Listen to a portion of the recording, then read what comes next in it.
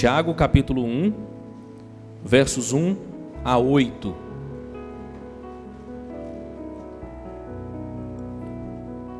Diz assim a palavra de Deus: Tiago, servo de Deus e do Senhor Jesus Cristo, às 12 tribos que se encontram na dispersão, saudações. Meus irmãos, tende por motivo de toda alegria o passardes por várias provações, sabendo que a provação da vossa fé, uma vez confirmada, produz perseverança. Ora, a perseverança deve ter ação completa, para que sejais perfeitos e íntegros, em nada deficientes. Se, porém, algum de vós necessita de sabedoria, peça a Deus, que a todos dá liberalmente e nada lhes impropera, e ser-lhe-á concedida. Peça, porém, com fé, em nada duvidando, pois o que duvida é semelhante à onda do mar, impelida e agitada pelo vento. Não suponha esse homem que alcançará do Senhor alguma coisa. Homem de ânimo dobre, inconstante em todos os seus caminhos. Que Deus nos abençoe e que Ele possa falar conosco nessa noite e possa aplicar essa palavra ao nosso coração, nos edificando, nos encorajando, assim como Ele já fez no passado, através dessa mesma passagem, na vida de tantos irmãos e irmãs nossas, em nome de Jesus. Amém, meu irmão? Então, eu quero começar falando um pouquinho do porquê nós escolhemos esse título, A Vida no Reino de Deus. E para falar sobre a vida no Reino de Deus, eu preciso primeiro falar um pouco sobre o Reino de Deus. Essa expressão que nós vamos ouvi-la de maneira mais clara, mais direta, no Novo Testamento, nos Evangelhos. Eu já quero começar te dizendo que a ideia de um reino de Deus como um rei que governa, ela não se resume ao Novo Testamento, mas ela também é encontrada no Antigo Testamento. Se você der uma lida em alguns salmos, você vai perceber a afirmação de que Deus é rei e que Deus governa. E essa linguagem, então, era muito comum também na teologia do povo de Deus no Antigo Testamento. No entanto, quando nós olhamos para o Evangelho, há uma ênfase nessa mensagem. E ela ganha cores, ela ganha uma intensidade, ela ganha um sentido mais claro. Nós poderíamos dizer que nesse sentido, o reino de Deus é melhor revelado a nós no Evangelho. E quando é que esse reino de Deus, então, passa a nos ser revelado de maneira mais clara, poderosa, mais colorida, vamos dizer assim, no Evangelho? Quando o rei nasceu. Nós temos no Evangelho, então, o Rei dos Reis vindo a nós, o grande presente de Deus, enviando o seu Filho ao mundo. Ele se despiu da sua glória e veio e habitou entre nós. Nasceu homem, 100% Deus, 100% homem. E a partir dali, então, nós temos a presença do próprio Rei na terra. Jesus, então, vai falar bastante sobre o reino de Deus. E eu quero desde já, talvez aqui indicar para quem tiver mais curiosidade, quiser ler um pouco mais sobre isso, principalmente sobre a questão da cultura em Israel nesse tempo e como eles compreenderam essa expressão ou como não compreenderam. Há um livro que não é de um autor reformado, mas que é muito interessante, falando sobre o reino de Deus. O nome desse livro é O Reino de Ponta Cabeça.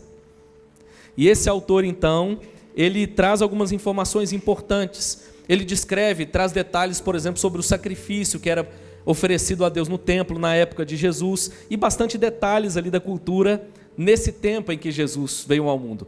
Pastor, como nós poderíamos resumir, porque a ênfase nossa não é especificamente apenas em falar do reino.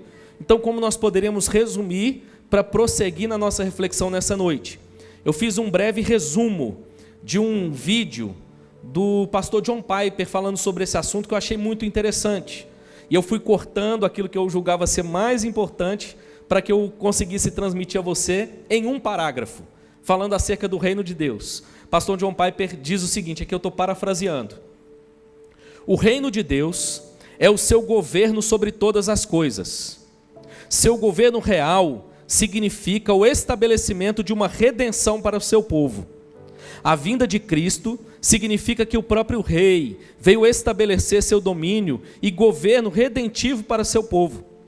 Isto acontece primeiro no coração de seu povo e em seus relacionamentos, os redimindo mediante o triunfo sobre o pecado, Satanás e a morte.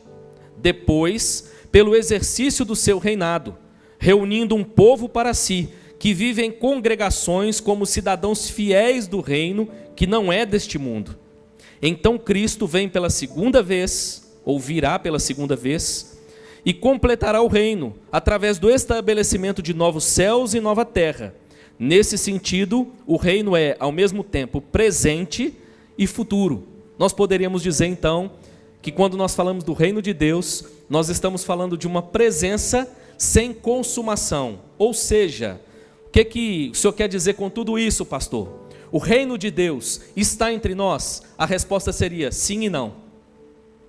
É o famoso na teologia já e ainda não. Ele já está entre nós. Há um caráter subversivo no reino de Deus. O reino de Deus tem a ver com essa ideia de que Deus governa de maneira direta sobre todas as coisas. Pastor, mas Deus e Jesus Cristo já não é o governante do cosmos? Sim, mas a ideia é de um governo estabelecido e reconhecido diante de toda a terra. O homem se rebelou contra Deus, e Deus então ele vem na direção do homem para redimir o homem e para estabelecer esse domínio. E então, quando nós olhamos para o Evangelho, com a presença do rei, como eu disse, o reino já está entre nós, como ele diz lá em Lucas 17. Só que esse reino não é deste mundo. Em que sentido? Você vai se lembrar que várias vezes no Evangelho, quando Jesus Cristo curava alguém, quando ele fazia um milagre, ele virava e dizia o seguinte: olha, não espalhe isso para ninguém. Ou então ele se retirava quando as pessoas queriam vir para aclamá-lo rei. Por que Jesus fazia isso? Justamente porque a ideia não era que Cristo fosse coroado como um governante mundano. O reino de Cristo não é desse mundo, é totalmente diferente. E nesse sentido, o reino ainda teria a sua consumação quando Cristo voltasse. O plano de Deus, o plano de Cristo já era esse. No entanto, esse caráter subversivo do reino é o rei vindo antes e estabelecendo esse reino a começar no meio do seu povo, no coração do seu povo, redimindo o povo do pecado, redimindo o seu povo, libertando o seu povo. E olha que interessante, a partir daí, esse reino então se faz presente por intermédio da igreja. A igreja não é o reino de Deus, a igreja é uma agência do reino de Deus. E a igreja, com esse mesmo caráter subversivo agora, nesse mundo caído, ela segue anunciando o reinado cósmico de Cristo. E ela segue agora cumprindo o intento, o plano, o propósito de Deus. É nesse sentido, inclusive, que a gente vai entender melhor a expressão que diz que desde agora o reino é tomado por esforço. Inclusive a expressão ali talvez seria melhor traduzida pelo tempo verbal que está ali. O reino toma, ali o reino não é passivo, o reino é ativo. A ideia é que agora nesse caráter subversivo do reino, o reino avança. E o reino conquista, e o reino toma, o reino agora milita, e ele vai alcançando espaço, e nesse sentido, o reino segue avançando. O reino não pode ser contido, e ele seguirá avançando até o dia em que Cristo voltará para redimir a sua igreja e estabelecer de maneira final o reino de Deus. Não sei se facilitou a explicação para a sua compreensão, espero que sim. Então, nesse sentido, nós vivemos hoje o já e ainda não. O reino de Deus já está entre nós. Nós já conhecemos a graça do Evangelho. Nós já conhecemos o Rei, aliás, o Rei dos Reis. Nós já experimentamos os efeitos desse reino em nós, nas nossas famílias, nos nossos relacionamentos. Nós já experimentamos os efeitos do reino na sua igreja. Mas olha que interessante. Há um sentido em que esse reino ainda não foi estabelecido, não foi consumado, e é por isso que, por exemplo, Jesus ensina aos seus discípulos a orar diariamente, clamando a Deus o seguinte: venha o teu reino. A ideia é, Senhor, que o Senhor traga consumação logo desse reino, que o Senhor faça com que isso aconteça logo. A igreja anseia esse dia. A Bíblia diz que nesse dia todo joelho irá se dobrar e toda língua confessará que Jesus Cristo é o Senhor. Esse reino será de maneira agora absoluta, estabelecido nos novos céu e terra. Só que guarde isso, a Bíblia não está dizendo que o fato de todo joelho se dobrar e toda língua confessar significa que a redenção alcançou a todos. Não. Hoje é o dia da oportunidade. Hoje nós pregamos e conclamamos todo homem que se arrependa. Naquele dia todo joelho irá se dobrar. Os redimidos, os salvos, adorando a Jesus Cristo, seu Senhor. Mas os não redimidos, reconhecendo que o juízo que eles receberão é justo. Porque eles negaram, eles se mantiveram rebeldes ao Rei dos Reis. Veja bem, toda essa mensagem, ela é muito presente nos evangelhos, nos ensinos de Jesus. Nós temos 136 menções ao reino de Deus nos evangelhos. E já quero trazer aqui uma informação interessante. Se você der uma olhada então para os escritos apostólicos, os escritos de Paulo, de Tiago, você não vai perceber essa expressão tão presente, tão marcante. A razão que nós podemos dizer que isso acontece primeiro é porque Jesus quis deixar claro para os seus discípulos qual era o sentido do reino, e isso era difícil para que eles compreendessem. Lembre-se disso. Eles também participavam dessa expectativa de um governo mundano. Eles achavam que Jesus seria coroado rei sobre Israel, e Israel reinaria entre as nações naquele tempo. Mas Jesus quis deixar muito claro para os seus discípulos qual era o verdadeiro sentido do reino de Deus. Já a partir daí, quando Jesus sobe aos céus, já não há mais dúvidas no coração dos discípulos sobre como esse reino foi estabelecido e está sendo estabelecido e será estabelecido finalmente. Agora então nós vemos uma mudança de, digamos assim, de expressão, e nós vamos ouvir os discípulos agora usando bastante, os apóstolos usando nos seus escritos a expressão Jesus Cristo é o Senhor. Guarde isso. Quando os discípulos declaram que Jesus Cristo é o Senhor, quando os apóstolos declaram que Jesus Cristo é o Senhor, eles estão dizendo: nós reconhecemos o reino de Deus, nós conhecemos o Rei, e é sobre Ele que nós agora servimos e estamos. Por que eu estou fazendo toda essa volta? Porque essa expressão, entendo eu, ela é importante de ser compreendida, inclusive para a gente entender de maneira abrangente a epístola de Tiago. Se você der uma olhada no verso 1, você percebeu que Tiago começa dizendo o seguinte: Tiago, servo de Deus e do Senhor Jesus Cristo. Perceba isso que eu acabei de dizer. Jesus Cristo é o Senhor. A expressão que está aqui, utilizada por Tiago, é: eu reconheço o seu governo, eu reconheço o seu domínio, eu reconheço o seu reino, e eu sou um súdito desse rei. Tiago diz que ele é servo de Jesus Cristo. E é interessante que quando nós então, a título de introdução, olhamos para a epístola, a primeira coisa que vai saltar para nós aqui, como necessário para a gente descobrir, para a gente falar, é sobre o seu autor. Quem é esse Tiago que escreveu uma epístola? Primeiro, esse Tiago não pode ser o Tiago apóstolo que foi martirizado logo no início da história da igreja. Algumas pessoas entendem de maneira equivocada que esse era um dos 12. Jesus tinha entre os 12 apóstolos 2 com o nome de Tiago. Tiago menor e o Tiago maior. Aliás, quem já assistiu The Chosen, vou fazer a propaganda aqui agora, já viu lá na série que Jesus chamava de Tiaguinho e Tiagão. Se isso te pareceu assim um exagero, uma falta de reverência, deixa eu te dizer, The Chosen acertou. É exatamente o que Jesus está fazendo, quando um é chamado de Tiago menor. É justamente fazendo menção ao tamanho deles. Olha que interessante. A série com precisão está mostrando esse caráter íntimo de Jesus com seus discípulos. E não é esse o Tiago aqui mencionado.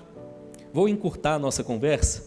O Tiago que aparece aqui na epístola é o meio-irmão de Jesus, irmão de sangue. Lembra lá em Marcos capítulo 6? Marcos capítulo 6 vai dar nome aos irmãos de Jesus. E um dos nomes que aparece é Tiago. Se você der uma olhada na epístola de Judas, você vai ver que Judas também é um dos nomes que está em Marcos 6. O Judas aqui é óbvio que não é o Judas Iscariotes. Ok? O Judas ali também é irmão de Jesus. Os irmãos de Jesus, segundo a história da igreja, isso não está tão implícito, tão claro, tão explícito nas escrituras, mas eles tiveram também a vida transformada pelo Evangelho, eles também creram em Cristo. E é interessante que Tiago podia muito bem se apresentar como meio-irmão de Jesus, como que se valendo de um título, se valendo de uma posição, mas Tiago entende que Jesus é o Rei dos Reis e ele é um mero servo. Não há como se colocar em pé de igualdade. Lembra inclusive daquele momento nos evangelhos em que os discípulos estavam discutindo sobre quem se assentaria à direita, quem se assentaria à esquerda de Jesus? Aqui é como se Tiago trouxesse a resposta, falou: olha, não é essa a nossa preocupação, nós entendemos que o rei do evangelho é servo, e nós também queremos servir ao rei e à sua igreja. É isso que Tiago está dizendo. Quando nós olhamos então para esse autor, algumas curiosidades importantes. A primeira delas, o nome Tiago, na verdade, é uma adequação ao nome aqui no grego, para o nome hebraico Jacó. Olha que interessante. O nome original hebraico de Tiago é Jacó. E já mencionei que não seriam os outros dois Tiagos discípulos, mas quando nós olhamos para as escrituras, nós vamos perceber que ele exerceu um papel importante na história da igreja. Esse Tiago aqui vai aparecer em Atos 2, em Atos 15 também. Esse Tiago aqui vai aparecer em Gálatas 1 e 2, sendo mencionado pelo apóstolo Paulo. E basicamente o que é que a Bíblia vai nos mostrar? O que é que a história da igreja também nos mostra? Que ele foi um líder da igreja de Jerusalém, e essa igreja era composta, lembre-se disso, por maioria de judeus messiânicos, ok? E ele então liderou essa igreja, ele foi o pastor dessa primeira comunidade cristã, ele pastoreou essa igreja por mais de 20 anos, e durante o tempo em que ele pastoreou essa igreja, eles enfrentaram muitas dificuldades, muitas lutas. Tiago foi o homem que Deus usou inclusive para ser um pacificador. Se há uma característica dele presente na história da igreja em Atos, em Gálatas, era o seu caráter pacificador. Atos 6 mostra que havia um princípio de confusão, de divisão, e ali há a pacificação. E quem é que pastoreava a igreja nesse momento? Tiago. Atos 15, quando Paulo retorna da viagem missionária, muitos gentios haviam se convertido, e agora havia dúvida sobre como eles deveriam viver. Quem é que conduz a reunião ali? Esse Tiago, um homem com caráter profundamente pastoral. Essa é a palavra que nós poderemos então resumir Tiago, e isso tem muita importância dentro do que nós veremos aqui ao longo da epístola. Quando nós olhamos para essa epístola então, é muito claro isso, esse tom mais pastoral de Tiago. Tiago é mais que um escritor, Tiago é um pregador, e ele tem uma preocupação pastoral com os crentes. Então, quando nós olhamos para Tiago, para a epístola de Tiago, nós vamos perceber esse caráter prático. Por quê? Porque é pastoral. É o coração de um pastor preocupado com as suas ovelhas, sobre como elas viverão, como elas devem viver a vida no reino de Deus. Quando nós olhamos então para essa carta, quero fazer um resumo breve também. Nós podemos dizer que aqui nós temos a síntese daquilo que Tiago então ensinava como pastor. E aqui nós vamos perceber então que Tiago ele não está preocupado em fornecer nova doutrina. A grande preocupação de Tiago é ensinar de maneira prática sobre o viver diário do povo de Deus. Tiago quer tratar das questões práticas, pastorais, do dia a dia, vamos dizer assim, do povo de Deus. É interessante que a epístola de Tiago, ela poderia ser chamada, por causa desse tom extremamente prático de Tiago, de Provérbios do Novo Testamento. Você gosta do livro de Provérbios? O livro de Provérbios é um livro que atrai muita atenção das pessoas, porque de maneira muito rápida, prática, ele traz um princípio um valor, um ensinamento poderoso e precioso. Quando nós olhamos então para a epístola de Tiago, o que nós vamos perceber? Que esse caráter proverbial também estava em Tiago.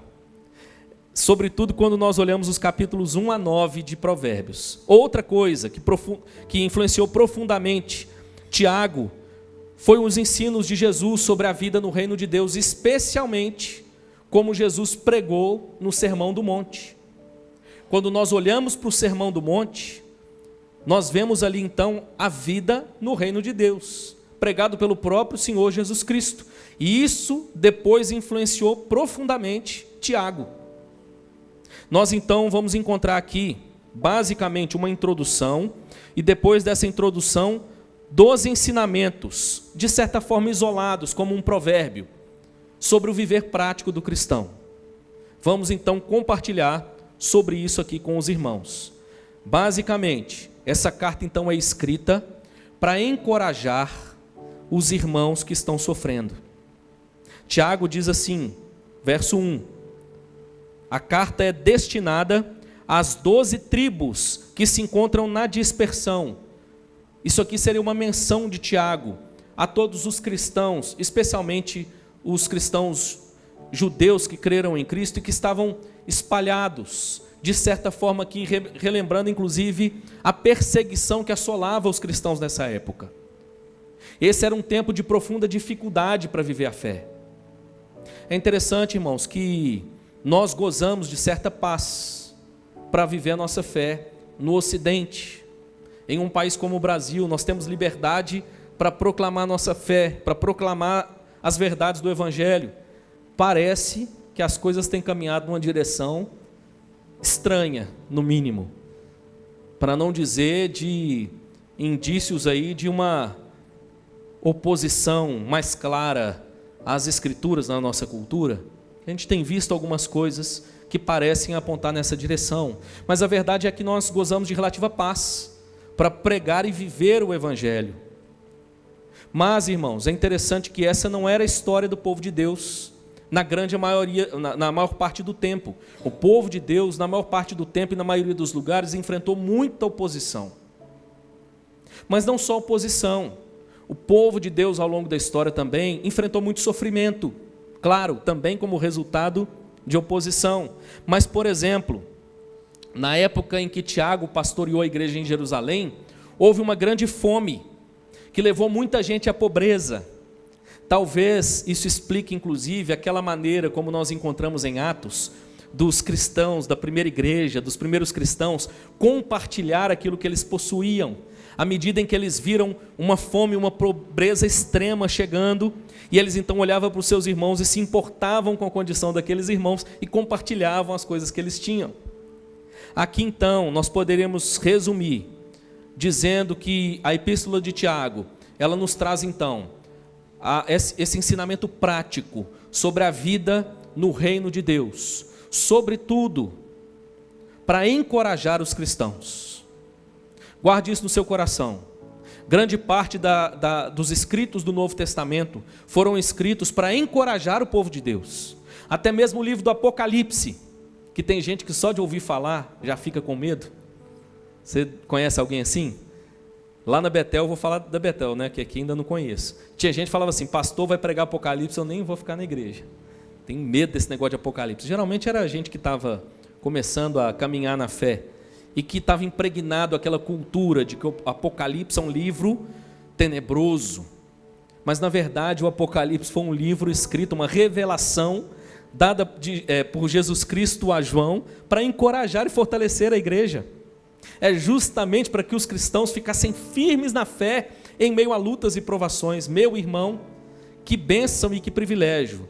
Nós estamos iniciando hoje essa série e ela terá como propósito encorajar o povo de Deus. Ela terá como propósito transmitir essas verdades aqui expostas, que serviram de fonte de encorajamento para o povo de Deus ao longo da história e servirá também de encorajamento para nós hoje e nas outras semanas aqui em nome de Jesus. Salmo 46, nosso Deus é refúgio e fortaleza, socorro bem presente nas tribulações, socorro presente na angústia.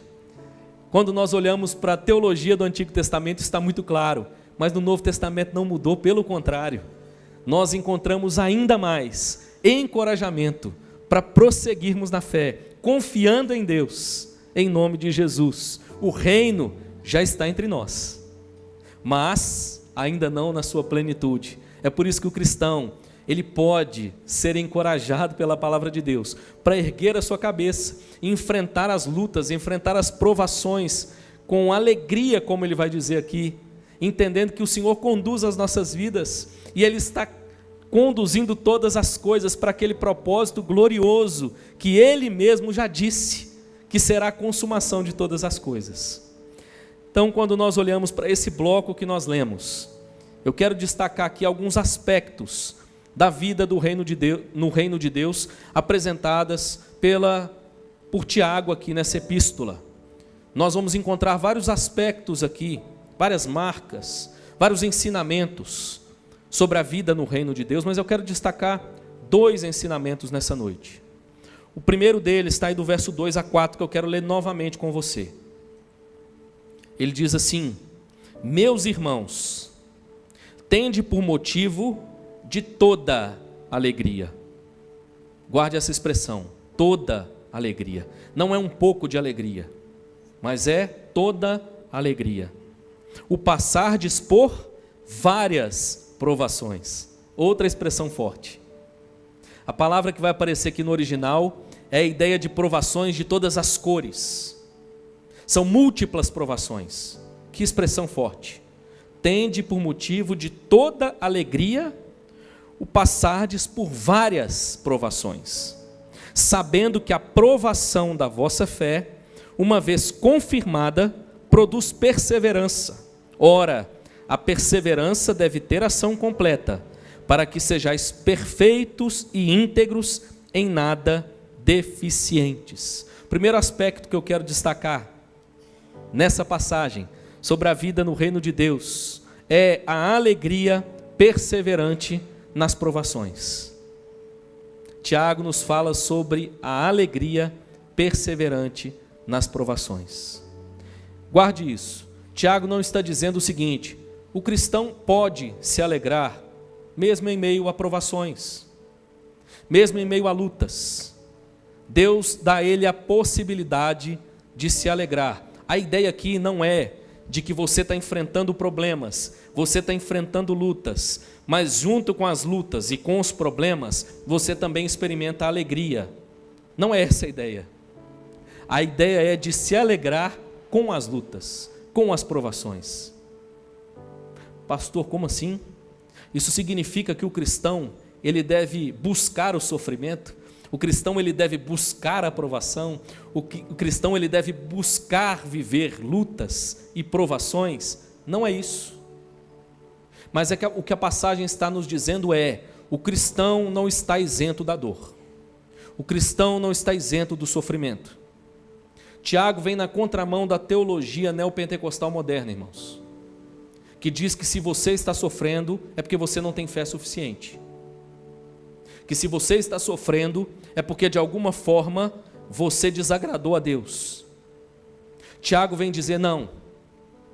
E não só o cristão passa pela provação, passa por lutas, como ele pode se alegrar no meio delas, se alegrar com elas. Pastor, isso significa que eu vou buscar essa experiência? Não, mas que na medida em que elas acontecem, na medida em que lutas nos sobrevêm, provações nos sobrevêm, na medida em que as coisas acontecem e que infligem em nós sofrimento, nós podemos perceber que elas cumprem um propósito. E nesse sentido, nós podemos alegrar, inclusive, no sofrimento. Ao perceber que Ele está nos conduzindo para um propósito nobre, arquitetado, permitido pelo próprio Deus. Aqui nós poderíamos dizer que há um certo eco da teologia de Paulo, quando Paulo diz que todas as coisas cooperam para o bem daqueles que amam a Deus. Quando Paulo diz isso lá em Romanos 8, ele não está dizendo que coisas boas acontecem e cooperam para o bem dos que amam a Deus. Não é isso que ele está dizendo. Ele está dizendo que todas as coisas, as boas e as ruins que nos sobrevêm, que acontecem com os cristãos, elas cooperam para o nosso bem. E como é que elas cooperam? Tiago aqui está mostrando. Tiago está dizendo que através das provações, nós então recebemos de Deus uma oportunidade. Olha que interessante. Tiago está dizendo que a provação, ela traz para nós uma oportunidade. Guarde isso também. Provação e tentação, no original grego, é a mesma palavra. Qual é a diferença? A tentação, segundo as Escrituras, ela tem uma origem maligna. Ela começa, primeiro, na própria cobiça do homem. É o próprio Tiago que vai dizer isso, que nós somos tentados pela própria cobiça. Mas ela tem alguém que a usa como instrumento, e esse alguém é Satanás. Ele é o tentador. Nesse sentido, é a ideia de que algo nos sobrevém para nos afastar, nos distanciar, nos fazer reprovados diante de Deus. A Bíblia vai dizer que Deus a ninguém tenta. Deus não faz isso. Quem faz isso é o diabo. Agora o que a Bíblia nos diz é que o cristão passa por provações. Qual é a diferença? A diferença é que à medida que nós enfrentamos lutas, é o que Tiago está dizendo, pela graça de Deus nós recebemos uma oportunidade. É como se Deus usasse isso para nos forjar. E o que é que ele está dizendo que Deus está fazendo, está usando para gerar em nós? Olha o verso 3. Sabendo que a provação da vossa fé, uma vez confirmada, produz perseverança. É a provação que produz perseverança. Mas olha o que ele ainda diz sobre a perseverança no verso 4. A perseverança deve ter ação completa, plena, para que sejais perfeitos e íntegros. A ideia do texto é, à medida em que o cristão é provado, ele é forjado por Deus. A palavra que aparece aqui é essa ideia de uma forja mesmo, que depura, que tira as impurezas. E na medida em que ele é forjado por Deus, ele cresce no sentido de se aproximar, de se tornar a plenitude do que Deus idealizou para ele. Esse é o sentido da expressão perfeito e íntegro. Ou seja, à medida em que nós enfrentamos lutas, Deus usa essas coisas para o nosso amadurecimento. Deus usa essas coisas para forjar a nossa fé. E uma vez aprovados, nós crescemos na fé. Deus nos dá a oportunidade de caminharmos para sermos aquilo que Ele idealizou para nós. Mas guarde isso. Isso não vai acontecer plenamente nessa vida. Nós seremos provados, lidaremos com o sofrimento até o dia em que nós partirmos. Seja porque chegou o dia da nossa morte, seja porque Cristo voltou para redimir a sua igreja. Essa ideia do momento em que nós seremos perfeitos e íntegros aponta para o estabelecimento final do reino. Enquanto não há consumação plena do reino, Tiago está dizendo, você vai enfrentar provações, você vai enfrentar lutas, mas olha, isso tudo cumpre um propósito, isso tudo Deus utiliza para forjar você, para que você amadureça, para que você cresça na fé, até o dia em que você será perfeito e íntegro. E que dia será esse? O dia em que nós estivermos eternamente na presença do Senhor. É interessante que ele vai usar uma expressão aí no final do verso 4, dizendo que para que sejais perfeitos e íntegros, em nada deficientes, ou seja, não faltando nada. Então a ideia é que Deus vai gerando, vai forjando a nossa fé, vai forjando a nossa vida, até que não falte mais nada. Então, em primeiro lugar, quando nós olhamos para esse texto, nós percebemos que o primeiro aspecto da vida no reino de Deus é a realidade das provações. As provações são uma realidade, mas diante da realidade das provações, a primeira coisa que as Escrituras nos mostram, que as Escrituras nos ensinam, que Tiago nos mostra, é que nós podemos experimentar essa alegria perseverante nas provações. Lembre disso, meu irmão. Tiago está lidando com irmãos que estão sofrendo por causa da fé. Gente, por exemplo, que era maltratada pelos seus patrões. Gente, por exemplo, que passava dificuldade pelo fato de ter abraçado a fé cristã. Gente que era perseguido por ter seguido a Jesus. E diante dessa realidade, a teologia de Tiago é: fica firme, meu irmão.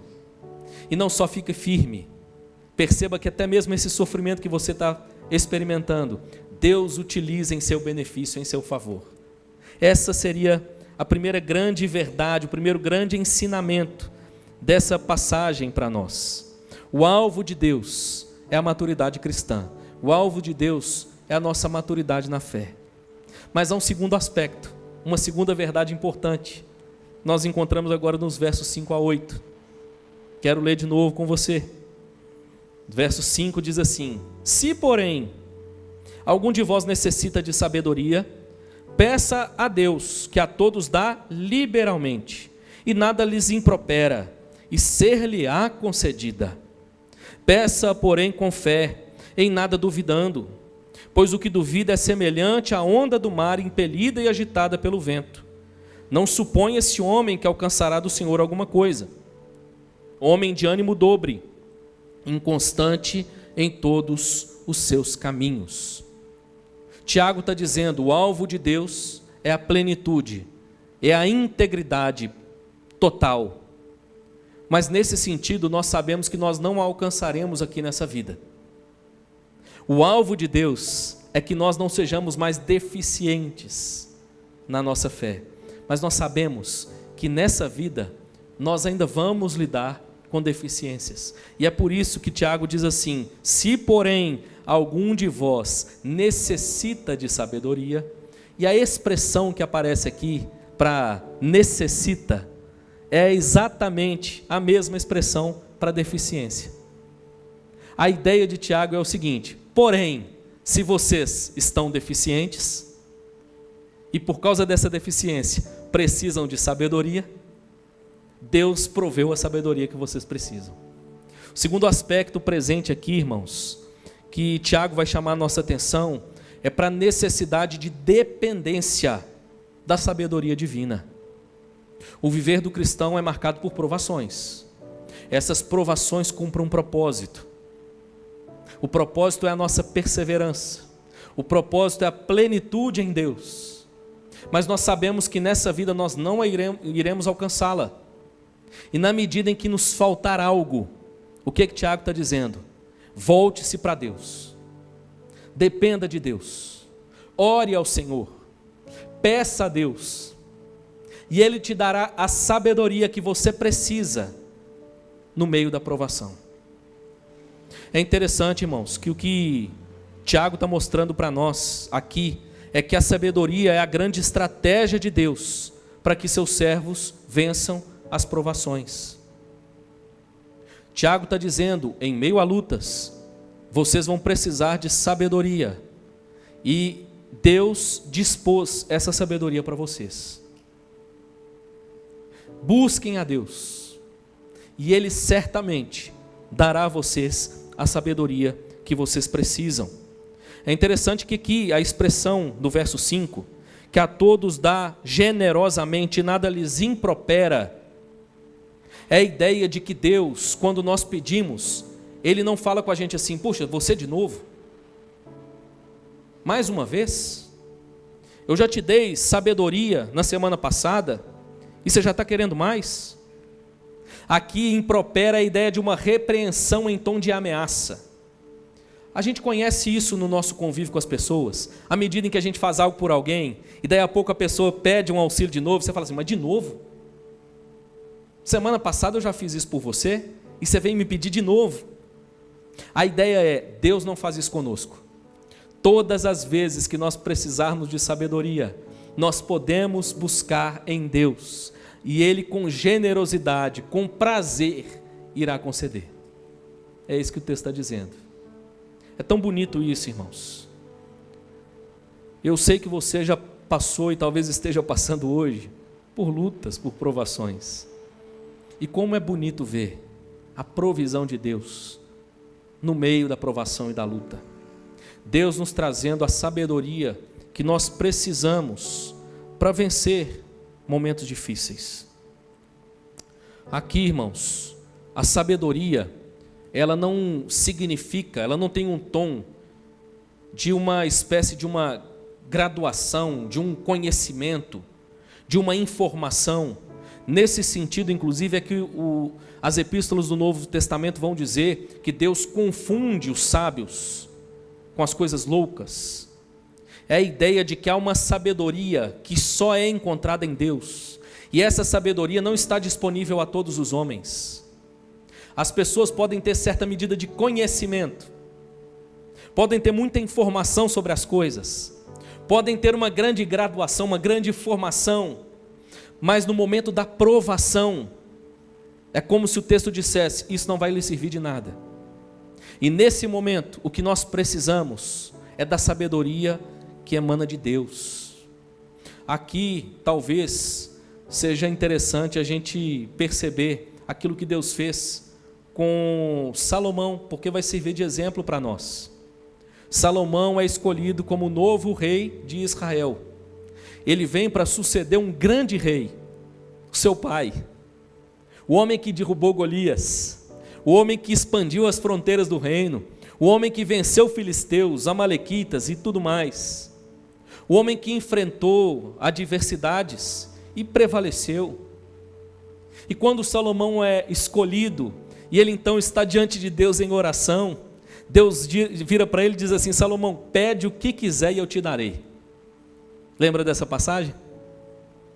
E Salomão diante de Deus diz: Senhor, eu sou tão frágil, tão pequeno, eu sou tão limitado, eu sou tão deficiente, me dê sabedoria. E Deus não nega, Ele dá liberalmente. E o que ele fez com Salomão? Salomão, porque você pediu sabedoria, eu vou te dar sabedoria, mas vou te dar muita coisa além da sabedoria. Perceba, mas Salomão ali está mostrando a sua dependência de Deus, a dependência dessa sabedoria que é mais do que conhecimento, é mais do que informação. Salomão se coloca na dependência de Deus e diz: Senhor, eu preciso do Senhor para cuidar dessa nação. E o que Deus faz? Deus concede sabedoria a Salomão. O texto está nos dizendo, irmãos, que essa mesma sabedoria está disponível para nós. A ideia aqui é mais ou menos a seguinte: você está vivendo uma luta, e no meio da provação, você como que se vê numa encruzilhada, você não sabe qual caminho seguir, o que fazer? O homem natural segue o instinto, segue o próprio coração, segue o caminho que ele acha que é o melhor. Mas o cristão pede a Deus sabedoria, e a Bíblia está dizendo: Deus dá. Deus dá liberalmente. A ideia é, talvez a provação em si não mude, talvez a tribulação que você está enfrentando não acabe hoje, mas a sabedoria que você precisa em meio à tribulação, Deus te dá. Me lembro de um momento que eu e minha família, eu e a minha esposa, na verdade, vivemos, que para nós foi um momento de luta, não tão grande quanto outras que talvez você já tenha vivido, mas nós tínhamos o sonho, o desejo de ter filhos. Nós já estávamos nos preparando para isso há alguns anos, aguardando ansiosamente, e nada. Todo ano, no mês de maio, que era o mês da família lá na Betel, nós orávamos por um propósito especial, e nesse ano nós resolvemos orar sobre essa questão. A Ingrid fez uma canção, nessa canção declarando para Deus, que ainda que Deus dissesse não para ela iria entender, iria amar e adorar ao Senhor. E ela veio conversar comigo, e disse: olha, eu fiz essa canção, me mostrou, eu me emocionei, claro, mas não sei, eu fico com essa sensação de que não vai chegar o dia. E eu lembro que eu disse para ela: Deus ainda não falou não. Então, se Deus não disse não, a gente segue confiando e esperando. Perceba, meu irmão, a sabedoria que nós precisamos para lidar com a luta, com a tribulação, com a provação, com a expectativa, com aquilo que nós entendemos que de repente está fora da ordem. Deus concede. Naquele momento o coração dela se acalmou. E nós seguimos a vida. Até algumas semanas depois, descobri que no dia que ela compôs essa música, que nós tivemos essa conversa, ela já estava grávida. Assim veio a Ana Isabel. Gravidez de risco, com 24 semanas, nós descobrimos que a Ana Isabel tinha um problema, ela precisaria passar por uma cirurgia com menos de um dia. Sentado lá no consultório onde ela fez o ultrassom, ela deu uma assustada e falou: e agora? O que a gente faz? Qual o caminho a seguir? Havia uma série de riscos, e eu disse para ela: confiar em Deus e prosseguir. Se a Ana Isabel tiver uma deficiência, nós vamos amar e cuidar do mesmo jeito. Se Deus a levar, Deus deu, Deus tirou. Então nós vamos prosseguir.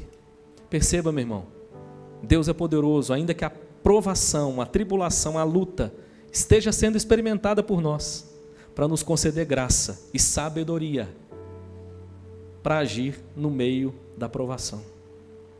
Louvado seja Deus, Ana Isabel nasceu, menos de 24 horas depois, estava na mesa de cirurgia, passou por uma cirurgia 12 dias de UTI, e graças a Deus, está essa menina forte e bonita que vocês veem aí. Claro, pastor, toda história tem um final feliz. Não, irmãos, não é isso que Tiago está dizendo. Às vezes o final é trágico, às vezes o final é triste. Mas mesmo em meio a experiências assim, nós podemos recorrer a Deus, na certeza de que a sabedoria que nós precisamos para agir na nossa vida em momentos como esse, Deus dará com prazer. É isso que Tiago está dizendo. Vamos terminar? Tiago então diz assim: há apenas uma exigência de Deus, e ele vai apresentar para nós qual é.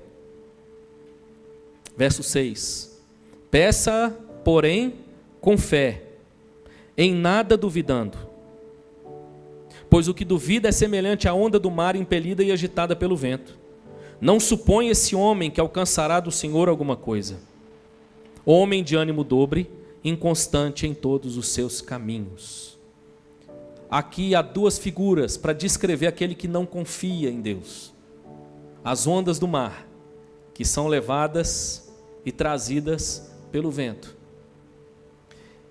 E ele usa a expressão também ânimo dobre, é a ideia de alguém que tem uma alma dupla, que ora é inclinado por essa alma numa direção, ora é inclinado em outra direção, é inconstante nos seus caminhos. Ele diz: esse não receberá. A única exigência de Deus é que nós confiemos nele. É isso que Tiago está dizendo. Deus só tem uma exigência: confie nele, creia, descanse o coração nele. Pastor, isso significa que eu não posso ter sentimentos oscilantes? Não, Tiago não está falando dos nossos sentimentos.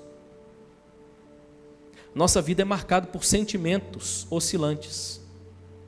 Mas nós, como cristãos, não seguimos os nossos sentimentos. Nós seguimos o quê? A verdade de Deus. Então, ainda que os seus sentimentos sejam conflituosos, fique firme, meu irmão, creia, descanse em Deus. Peça a Deus sabedoria, é isso que ele está dizendo, e Deus dará. Ainda que as nossas emoções sejam flutuantes, a nossa fé não pode oscilar, a nossa fé não pode vacilar. É isso que Tiago está dizendo. Diante da realidade da vida, Tiago então está nos mostrando, nós enfrentamos lutas, provações. O cristão não está isento disso. Mas fique firme, porque Deus usa isso para um propósito. Esse propósito é a nossa própria maturidade. Mas para que a gente atinja essa maturidade, na nossa deficiência, Ele provê sabedoria. Quero terminar com um parágrafo. Esse parágrafo é do teólogo, pastor N.T. Wright, comentando essa passagem. Não entre em pânico.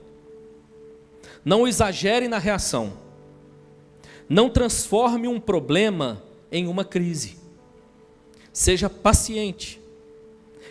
Esse é um dos grandes temas dessa carta. E acrescenta Tiago: deixemos que a paciência surta seu efeito completo. Deixemos que ela opere bem por meio de nosso sistema. A ideia é: permita que o próprio Deus opere em você, no meio da tribulação, no meio da provação, aquilo que Ele mesmo quer fazer. Confie em Deus, descanse em Deus, recorra à sabedoria de Deus. Pastor, tem uma decisão tão importante para a minha família. Recorra a Deus, Ele concede sabedoria. Pastor, como eu preciso, pastor? A Bíblia está dizendo, Deus promete. Essa é a oração, irmãos, que nós podemos fazer com a certeza do sim.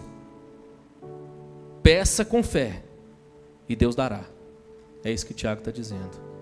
A vida no reino de Deus é marcada por lutas, mas é marcado também pela graça de Deus que nos acompanha durante toda a nossa jornada. É isso que Tiago está dizendo. Amém, meu irmão? Em nome de Jesus, que o Senhor te fortaleça e que na força do Senhor você prossiga na sua jornada de fé e de vida, entendendo que você é um agente desse reino e Deus usa a sua vida para que o reino de Deus continue avançando para a glória do nome dele mesmo, em nome de Jesus. Amém.